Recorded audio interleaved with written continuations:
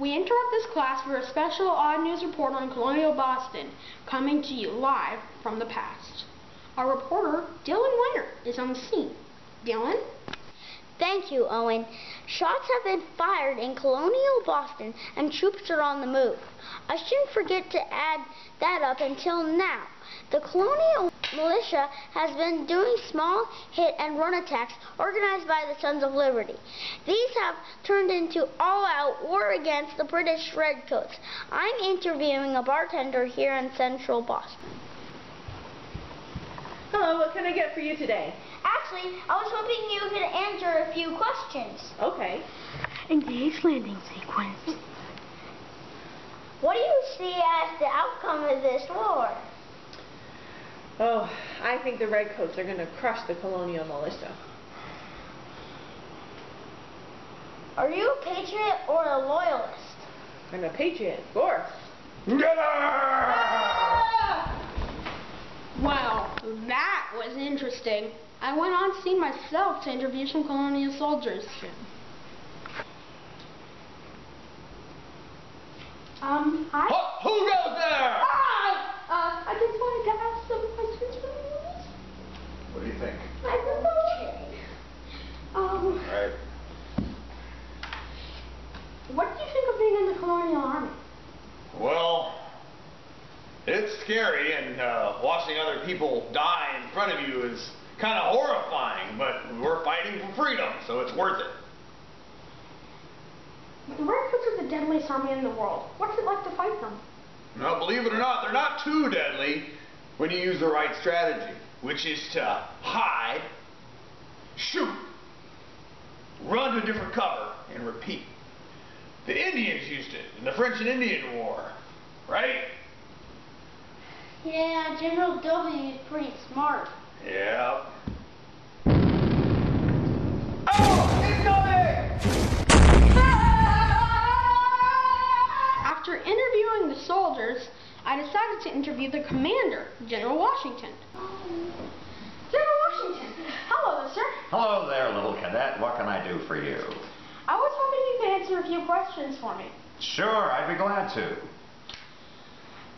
What is your motivation for using the Indians' tactic against the British?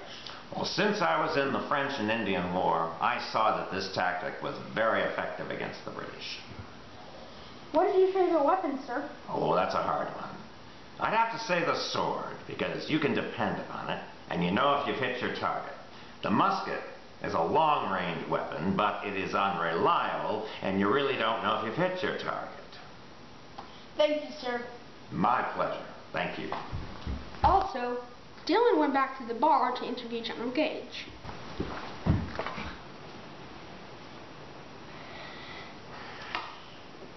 General Gage, sir, I was hoping... What do you want?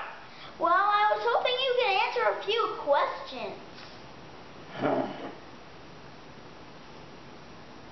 The answer is no. You can't join the army.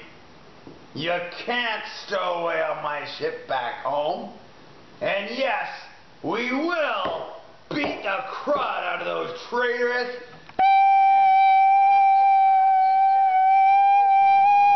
I found out a mailman was staying at the local inn, the Hog's Hoof. Little did I know he was... Well, I'll get to that. Hello, mister. Paul Revere. Oh, I've heard about you. Really? My reputation precedes me. Well, could you answer a few questions for odd news? Sure.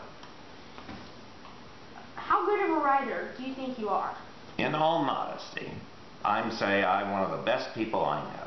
I knew a kid who fell off a hobby horse once. Wow. If you had to do a midnight ride over a long distance, what horse would you choose? Brown Beauty, because she is fast, good over the long distances, and she's good at avoiding objects. The only complaint is I have to yell to get her going. Thanks. No problem. Also, I went back to interview some normal citizens. Or, I thought they were normal at the time.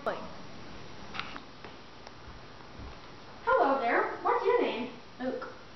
What do you do here in colonial Boston? I don't live here. Well, could you answer a few questions? Lord Vader, the sector has been secured. Very well. What? Darth Vader? It's not your place. It's not my place. Ow. Ow. After the run-in with Star Wars characters, I decided to call it a day. Thank you for watching Odd News, live from the past.